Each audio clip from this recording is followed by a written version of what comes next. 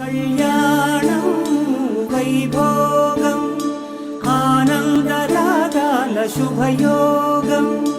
కళ్యాణం వైభోగం ఆనందరాగాల శుభయోగం.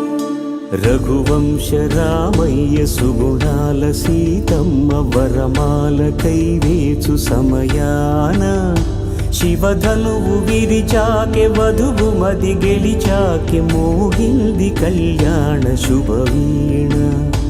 కళ్యాణం వైభోగం శ్రీరామచంద్రుని కళ్యాణం.